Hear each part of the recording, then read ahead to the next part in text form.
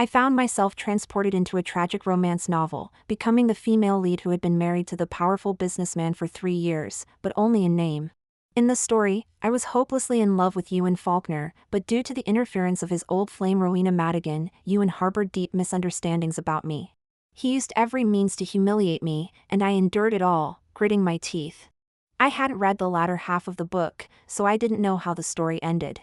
The first part alone had hundreds of chapters dedicated to tormenting the female lead, which I found unbearable to read. According to the plot, today I was supposed to ask Ewan Faulkner for £10,000, only to be thoroughly humiliated by him and his old flame. I didn't want to go, but a mechanical voice suddenly echoed in my head. "Host, you must follow the plot, or you'll face severe punishment." I was startled. It seemed I was also bound to a system. Although I didn't know what the punishment entailed, it sounded terrifying.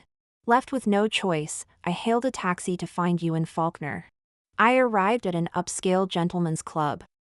Ewan Faulkner was seated on a leather sofa, a glass of Scotch whiskey in hand, his stern face partially obscured by the amber liquid. Seeing me enter, he frowned, looking at me with disgust. "This is not a place for you. Get out."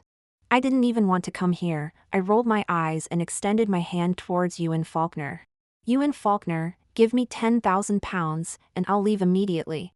Ewan was taken aback. Before he could speak, Rowena Madigan, his old flame sitting beside him, sneered. Well, the once wealthy Winifred Yardley can't even scrape together £10,000 now?" Ewan swirled his scotch, the ice clinking against the glass. He coldly stared at me and suddenly spoke. "If you want the money, you can have it. Strip off one piece of clothing for every £1,000. Immediately, loud whistles echoed around the room. I looked around in surprise. There were at least a dozen people in the private room, all men except for Rowena Madigan. I flipped my hair and threw him a flirtatious glance. "All right then, but don't cheat me." Without hesitation, I kicked off my heels and removed both socks, tossing them towards Ewan Faulkner's face. "That's 2,000 to start." One sock landed in Rowena's wine glass, while the other draped over Ewan's shoulder. He stared at me in shock, nearly dropping his glass of scotch. October had ushered in autumn, and I was dressed in simple jeans and a white shirt, with a trench coat over the top. I had taken off my coat and shirt, leaving just a vest underneath, when I realized something was amiss. Including my underwear and 2 socks, I had only 8 items of clothing on me. I glared at Ewan Faulkner in frustration. Even if I stripped naked, that's only £80,000. How am I supposed to come up with the other £20,000? "Do you want me to pluck out my hair?"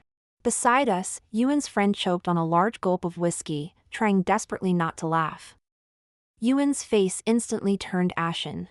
Rowena Madigan also covered her mouth, laughing. "Good heavens, Winifred, you really have no shame left, do you?" She set her glass down on the coffee table and picked up a bowl of chestnuts from nearby. "How about this?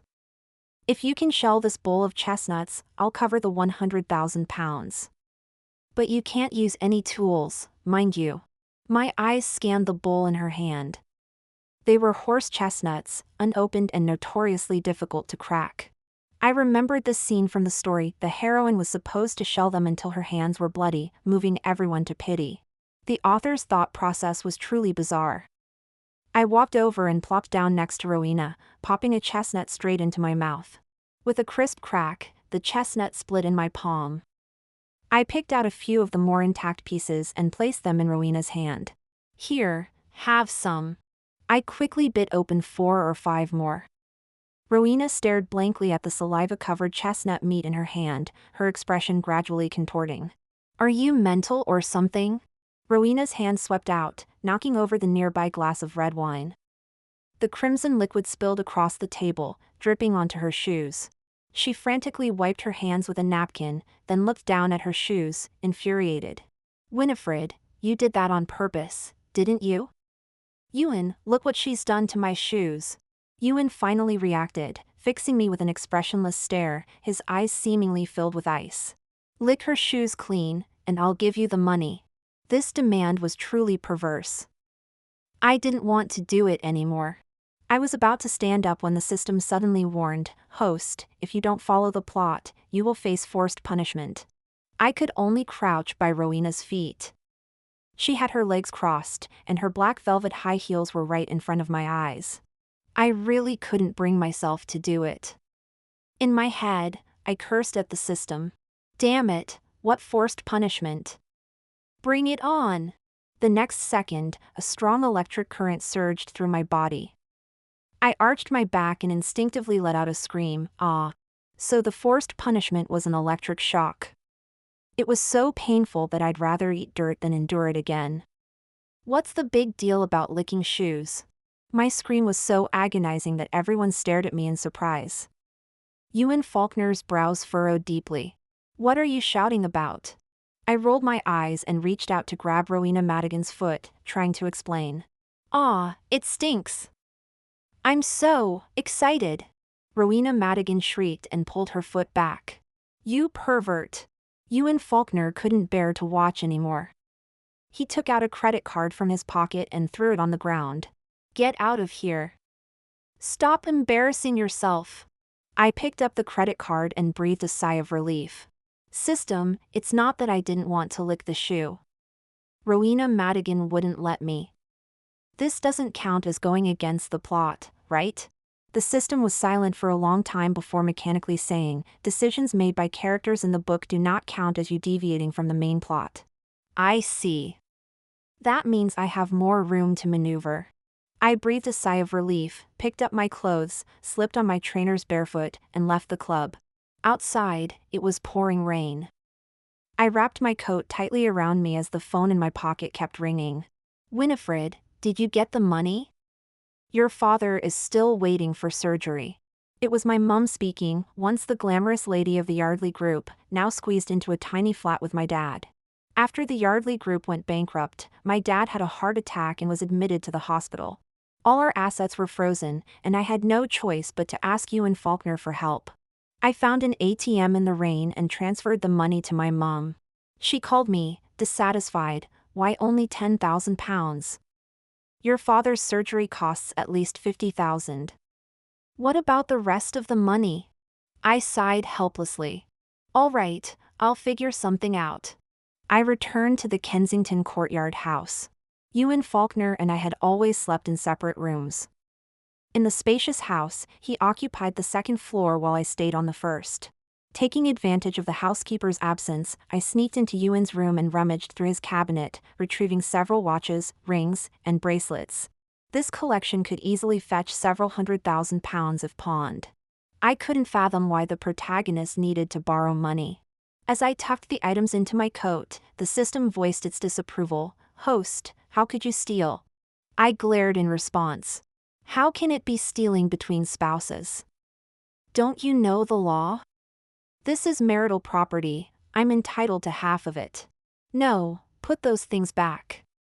Winifred is a person of great pride. She's supposed to find a job and meet the male lead while working. You're messing up the entire plot. I'll just take one watch. I'll still go job hunting, it won't affect the main storyline. If you don't put them back, you'll face forced punishment." As I argued with the system, footsteps suddenly echoed from outside. Startled, I clutched the watches to my chest, glanced around, and quickly slid under the bed. Just as I concealed myself, Ewan entered with Rowena Madigan in his arms. Rowena's high heels clacked loudly on the floor.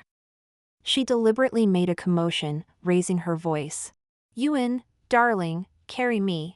Having been caught in a light drizzle earlier, a strand of my hair tickled my nose, causing me to let out a resounding sneeze. The next moment, Ewan's cold, angry voice rang out. "Who's there? Come out." I lay still, pretending to be invisible. "I'll count to 3. 1. The system urged me as well. "Host, don't do anything rash. Quickly go out and apologize to Ewan, or I'll have to punish you." I had no choice but to hide the watches and reluctantly crawl out from under the bed. Rowena was both shocked and furious. "Winifred, you shameless woman. Were you hiding here to seduce Ewan?" Ewan's gaze could have killed me, but I had a sudden inspiration. "Don't misunderstand," I said. I'm not here to break you up. I'm here to join you. Ewan Faulkner and Rowena Madigan stood frozen, unable to move. I let out a forced laugh and walked over to put my arm around Rowena's shoulders. Aren't you the one always shouting that you can't take it anymore? Don't worry, we're in this together. I'll help you share the load, I said. Rowena hadn't quite caught on yet. Who's in this with you? Oh, come on, we're both Ewan's women, aren't we? What else would you call us? Trust me, I'm all about team spirit. I won't let you. Get out! Ewan finally snapped, his face dark as he pointed trembling towards the door. I shrugged and started walking out. Well then, next time we'll have to collaborate as a team. To my surprise, someone grabbed my arm. Ewan glared coldly at Rowena. Out, he commanded. Rowena's eyes instantly welled up with tears. She bit her lip, not daring to disobey Ewan's order. She could only shoot me a fierce glare before running out crying. Ewan slammed the door shut and roughly pinned me against it. A storm seemed to rage in his dark eyes. Winifred, you'd do anything for money. How can you be so cheap? He growled. As he spoke, he lowered his head to bite my collarbone, his punishing force making me dig my nails into the wall in pain. I suddenly remembered that in the book, Ewan often behaved this way. He would humiliate Winifred in public, then come back to vent his frustrations on her in private. I couldn't fathom what his problem was. Ewan kissed my neck, his breathing growing heavier. I felt nauseated and was about to knee him where it hurts when the system intervened. Forced punishment. I immediately lowered my leg. Never mind, it wasn't worth it. Ewan trailed kisses from my neck to my mouth. After a moment, he pulled back slightly, looking at me with a puzzled expression. Ewan ran his tongue along his back teeth, then slowly stuck out his tongue. On it were a few tiny black particles. He pinched the particles between his fingertips, squinting as he examined them. I let out a sigh of relief. Blimey, those chestnut shells have been stuck in there for ages. I couldn't even get them out with my fingernail. Your mouth is better than a Hoover. I've still got some stuck. Help me out again, will you? I opened my mouth wide and leaned towards Ewan. He immediately turned away, shoving me hard. Get out, he roared. After that night, Ewan Faulkner ignored me for several days. I was glad for the peace and desperately tried to find ways to make money. I pointed excitedly at an ancient-looking English oak outside the door. Look, this oak is over 200 years old. Ewan paid £300,000 for it. What if we sell it and replace it with a cheaper tree? We could make a profit on the difference.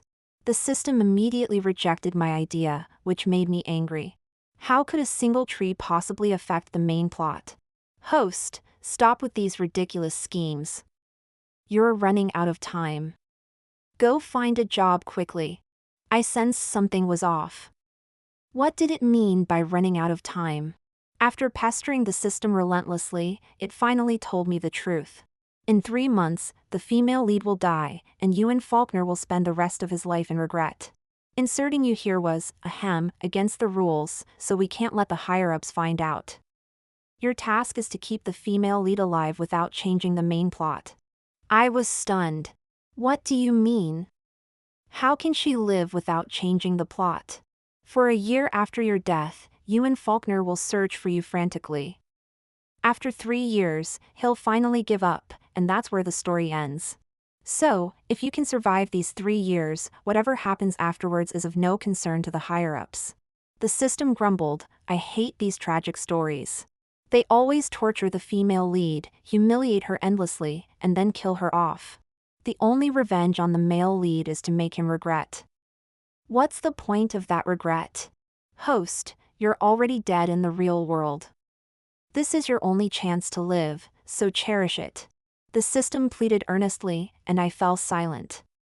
So, making money wasn't important. I needed to follow the plot, find loopholes, and figure out how to stay alive. The next day, I submitted my CV to Harrington Ltd. The hiring process went smoothly, but when I walked into the office, I was shocked. Rowena Madigan sat behind a large desk, flipping through my documents. £2,000 a month? Winifred, isn't that a bit low for someone with a master's degree from abroad? How about this? Become my personal assistant, and I'll pay you £5,000 a month. Of course, Rowena Madigan was the heiress of Harrington Limited. I had accidentally stumbled into her family's company, and I was bound to face many difficulties under her. Thinking about this, I took a deep breath and flashed Rowena a bright smile. Certainly, boss.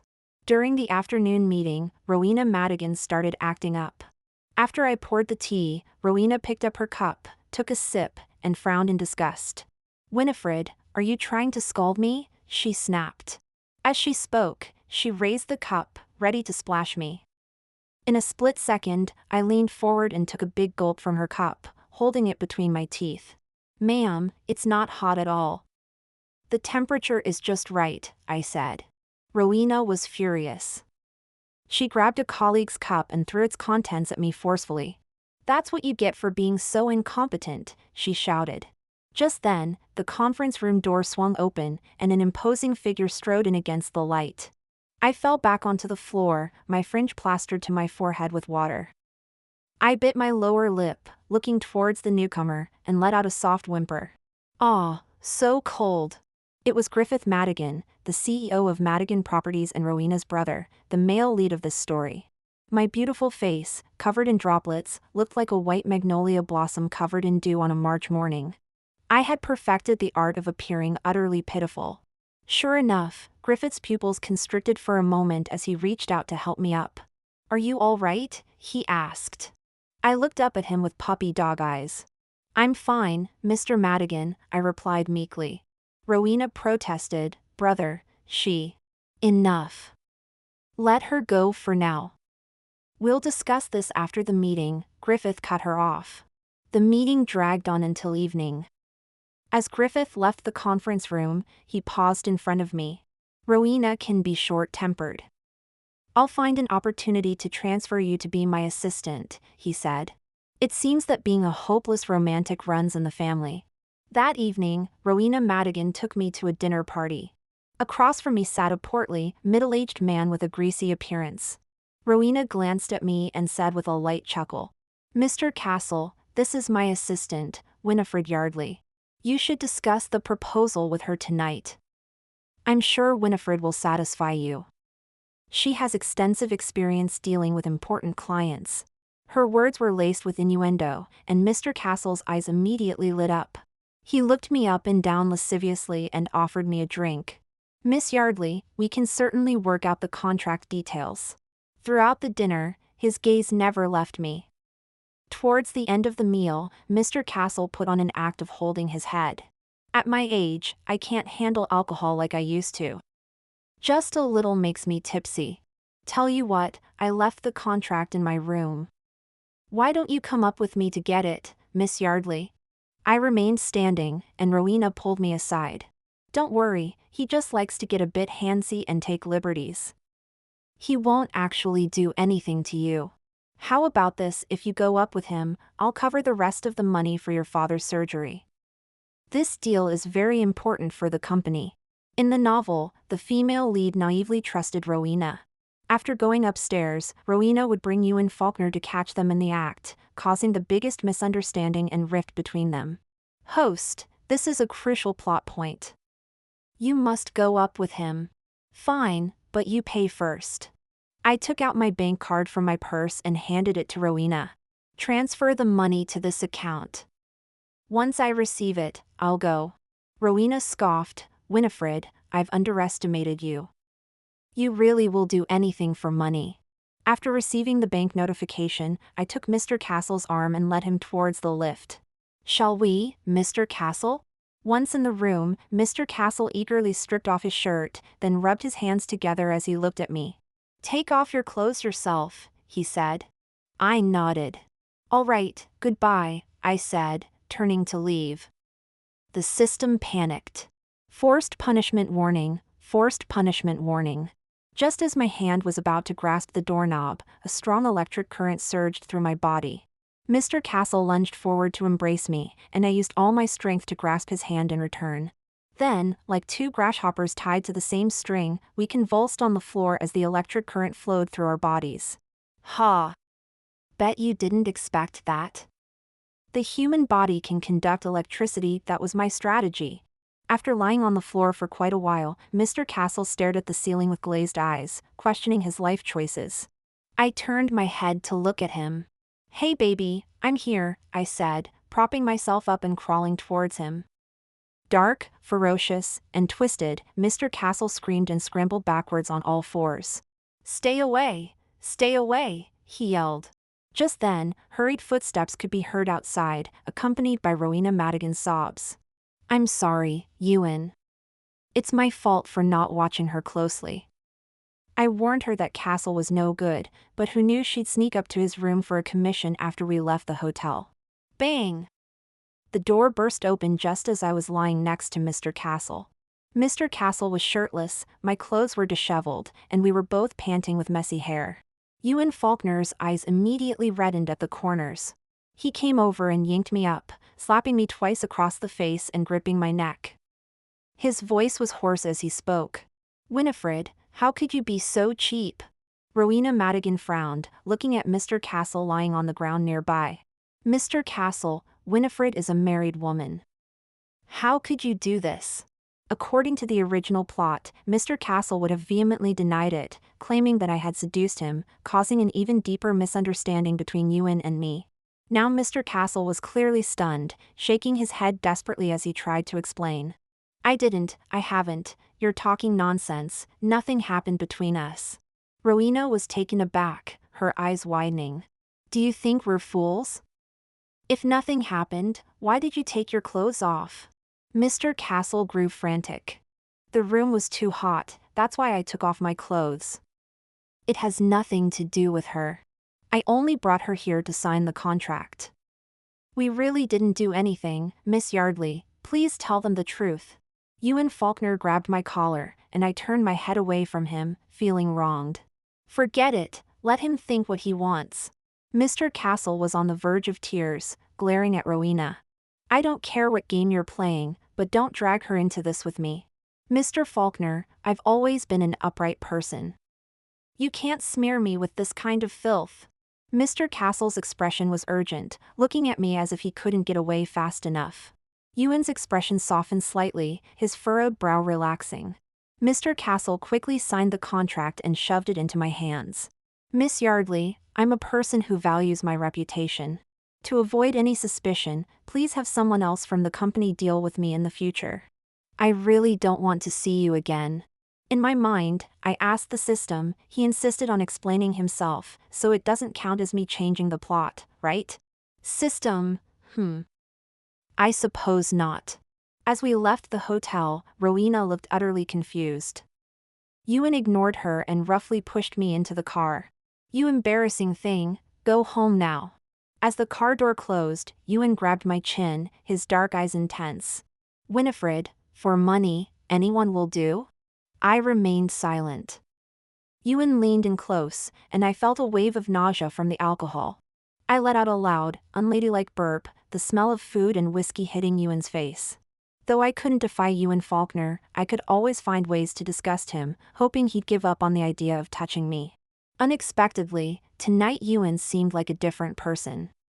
No matter how I hiccuped or blew air in his face, he paid no attention. Back home, he dragged me into the bathroom, forcefully made me rinse my mouth, and threw me into the bathtub. He turned on the shower, dousing me with cold water. My jacket lay crumpled on the floor, and my white Seville rose suit, now soaked, clung to my body, revealing glimpses of pale skin underneath. Ewan's eyes darkened as he gripped my neck and leaned in close. His kiss was icy and domineering, carrying a bone-chilling coldness. I clearly felt something unusual in a certain area. I was shocked. I pressed down on Ewan's hand as he tried to undo my buttons. Ewan, do you love me? Ewan froze, his pupils dilating slightly, his eyes betraying a chaos he himself couldn't perceive. Love? Winifred, you're just a replacement. A dog I bought with money. How dare you speak to me about love? I sneered. If you're doing this to a dog, you've got quite the taste. Ewan, Rowena is right there. Why are you bothering with me, a mere replacement, day after day? Do you even believe what you're saying? I bit his ear. Ewan, when you lose me, you'll regret it for the rest of your life.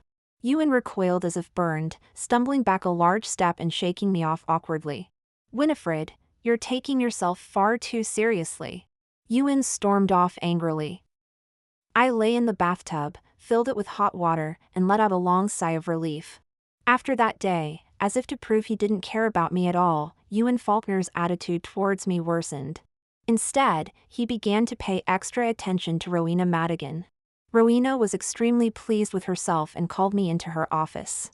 Winifred, arrange these flowers in a vase, she ordered. It was a large bouquet of red roses, 99 of them, sent by Ewan early in the morning. While admiring the flowers with delight, Rowena taunted me. A fake is always a fake. No matter what tricks you've used, Ewan still loves me the most. Just as my hand touched the roses, she suddenly grabbed the Wedgwood china ashtray nearby and hurled it at my head. I was prepared for this and quickly shielded myself with a stack of documents from the desk. The papers scattered across the floor as Griffith Madigan walked in. Pretending not to notice him, I bent down to pick up the documents, feigning distress. The CEO's proposal was perfect, Mr. Madigan. You're being too picky. You shouldn't waste someone's hard work like this, I said, my voice trembling. Rowena was furious. What nonsense are you spouting? You little minx, stop pretending. She lunged at me, but Griffith stepped in, shielding me behind him. He glanced down at the documents on the floor, recognizing the proposal he had just signed that morning. Griffith frowned. If you're so dissatisfied with her, let her work for me instead. Brother, Rowena stomped her foot, then suddenly changed her tune. Fine, take her away. I don't want to see her for another second. Griffith had a reputation as a playboy, changing girlfriends every month.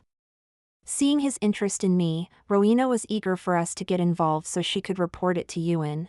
That afternoon, I moved into Griffith's office with my files. System, host, I must warn you that you've been dangerously pushing the limits lately. I retorted defiantly, shut up.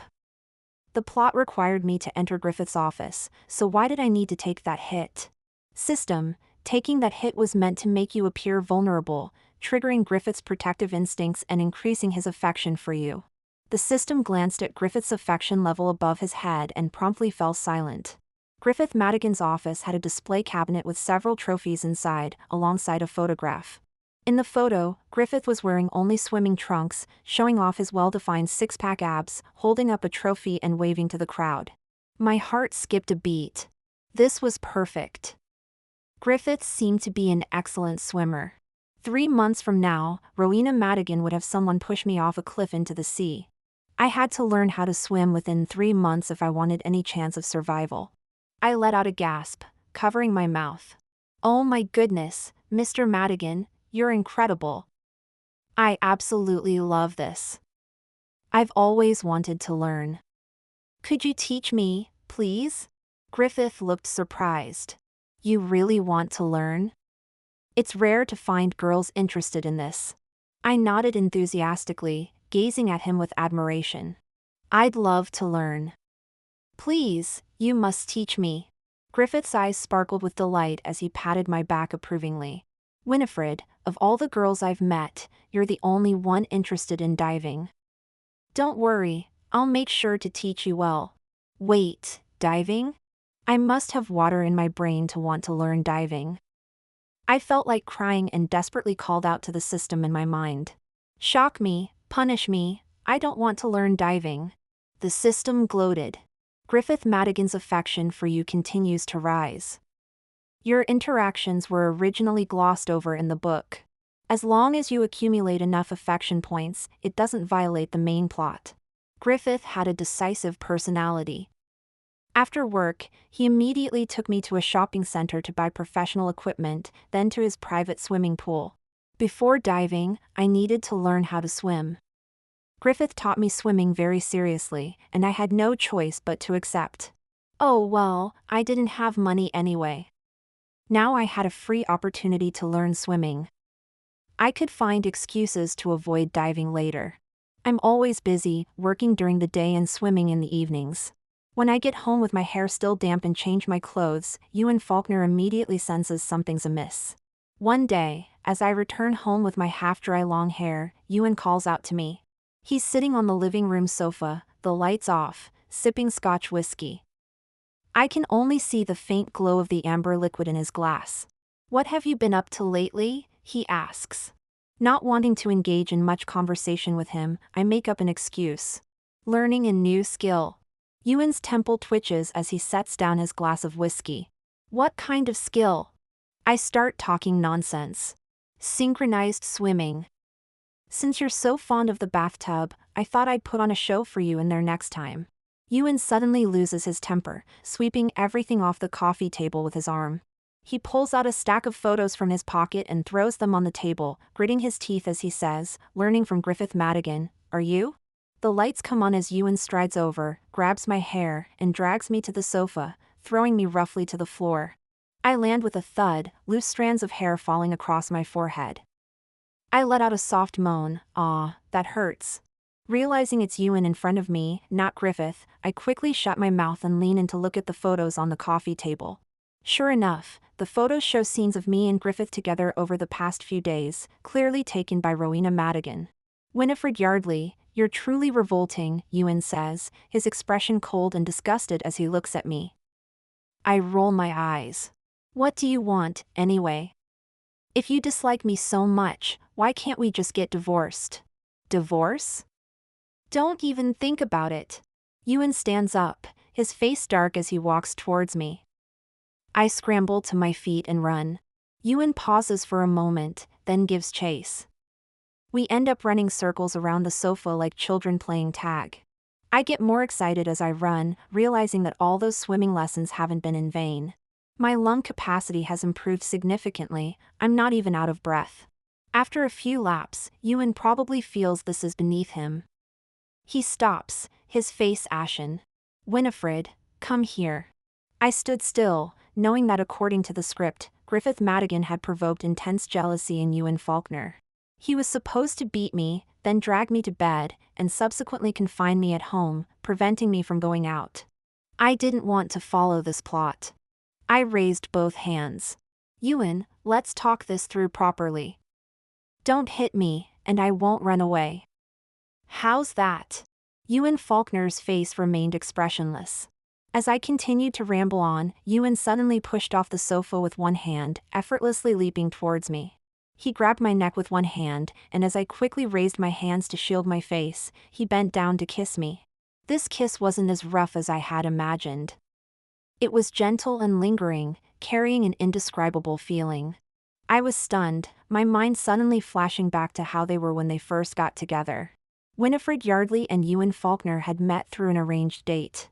At that time, the Yardley group hadn't gone bankrupt yet, and Winifred was still the little princess adored by everyone.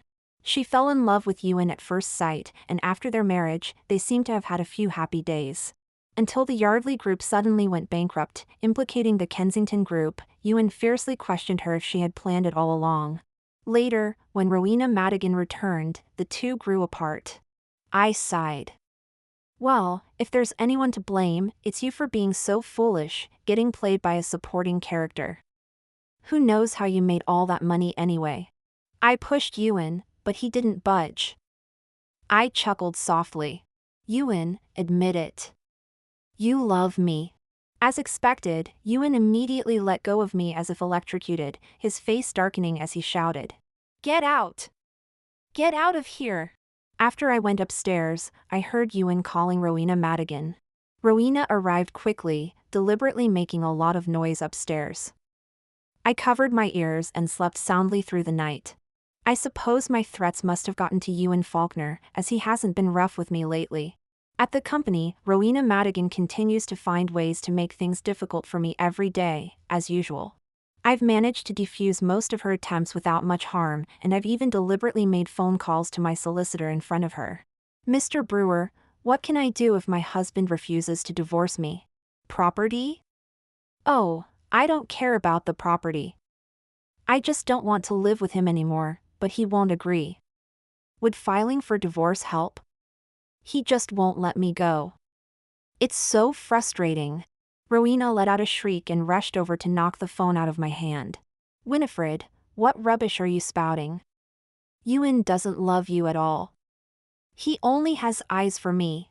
I let out a cold laugh. Don't be foolish. If he loved you, why didn't he marry you? Can't you use your brain for once? I'm penniless now, and the Yardley group can only be a burden to the Kensington group, yet he still won't let me go. And you? Your Madigan family is so wealthy. If Ewan married you, the Kensington group would surely rise to new heights. He's someone who values benefits so much, yet he still doesn't choose you. Don't you understand what that means? Rowena's face turned pale, her lips trembling. With a furious expression, she swung her hand to slap me, but I quickly dodged to the side, causing her to miss. It's impossible, impossible. Stop your wishful thinking. Ewan doesn't love you at all. These words snapped the last thread of sanity in Rowena's mind. Finally, she decided to take action against me. That day, after leaving the company, I had just stepped out of the main entrance when someone suddenly covered my nose from behind. I was taken to a cliff without any struggle. The kidnappers called Ewan Faulkner, demanding he bring ransom money. Ewan rushed over in his car. The wind was strong on the cliff, making my skirt flutter. I smiled at Ewan. Ewan Faulkner, don't save me. Ewan's eyes were red-rimmed. For the first time, I saw such a humble expression on his face. I beg you, let her go. I'll pay whatever amount you want. I took a step back on my own, secretly cutting the ropes with a blade hidden in my sleeve. Ewan Faulkner, living is so tiring. Goodbye. I looked down at the churning waves below, then spread my arms and fell backwards. As soon as I dropped off the cliff, I covered my head with one hand and placed the other on my abdomen, spinning 2.5 times before plunging into the sea with a perfect form, creating a small splash. Not far away, Griffith Madigan gave me a thumbs up. Winifred, you're truly the most talented diver I've ever taught. I rolled my eyes and started paddling forward with my arms. Brother, I'm the only one you've ever taught. Ahead, the sea was a brilliant blue, like vast and expansive freedom. 3 years later, I returned to England. I encountered Ewan Faulkner at a cocktail party. He stared at me in disbelief, his glass slipping from his hand and shattering on the floor. His gaze was intense and frantic as he rushed over and grabbed my arm. Winifred. Oh, it's you? I patted the person beside me and introduced Ewan Faulkner. This is my former husband, darling. Ah, pleasure to meet you, sir. My young companion politely shook hands with Ewan Faulkner. I look forward to learning from you in the future. Oh my, I waved my hand dismissively. No need to learn from him. His skills are, well, rather mediocre. Don't pick up bad habits. Ewan Faulkner stood rooted to the spot, clenching his fists, his face alternating between shades of red and white. He could scarcely believe his eyes. His lips trembled as he looked at me, almost pleadingly. Winifred, what are you doing? You're just trying to get back at me, aren't you? What happened back then was all a misunderstanding. It was my fault. For the past 3 years, Ewan Faulkner had been searching for me like a madman, investigating the Kensington Group's bankruptcy. He discovered that all the evidence suggesting I had deliberately approached him was fabricated by Rowena Madigan. He knew nothing about my father's heart attack and need for surgery. Ewan Faulkner was furious. He ruthlessly retaliated against Rowena Madigan, and in recent years, the Madigan Group has been on the brink of bankruptcy under the Kensington family's pressure. Unfortunately, he didn't know that this was all part of Griffith Madigan's plan. Griffith and Rowena Madigan were half-siblings, and he had always struggled to break free from the board's control. Griffith Madigan had taken this opportunity to transfer most of the assets overseas, leaving a mess for the Madigan family. The internal strife within the Madigan family was more complex than I had imagined. As I was leaving the party, Ewan Faulkner caught up with me. I'm sorry, Winifred. I love you. I just never dared to admit it. I used Rowena Madigan to provoke you, to see you jealous, to see you go mad for me. Winifred, I've always loved you, I just went about it the wrong way. Will you give me another chance? I impatiently asked someone to roll up the car window. Ewan Faulkner, I really have no interest in you. Can you stop bothering me? Ewan blocked the car, preventing me from leaving. A sudden idea struck me. I flashed my high beams at him and shouted out the window. Is this how you try to scam people? Security, come quickly. The security guards dragged Ewan away, and I drove off triumphantly. Much later, Ewan finally understood that the opposite of love isn't hate, but indifference. While Ewan might have been important to Winifred, to me he was no different from a stranger. The frankness in my eyes left him utterly hopeless. Rowena Madigan, seeing Ewan hovering around me every day, became insanely jealous. Finally, one day she lost control and stabbed Ewan with a knife. The two families settled the matter privately, and Griffith Madigan took Rowena abroad. Ewan lay in his hospital bed for a long time. I went to see him. A hopeful light gleamed in Ewan's eyes. He struggled to sit up, his gaze fixed intently on me. Winifred. I took out a stack of documents for him to sign. You canceled my registration when I went missing. Now that I'm back, I need you to sign these to reinstate it. Ewan agreed readily. After signing, Ewan's spirits suddenly lifted. He sat up in bed, looking out the window. Outside, it was already April, with a gentle breeze.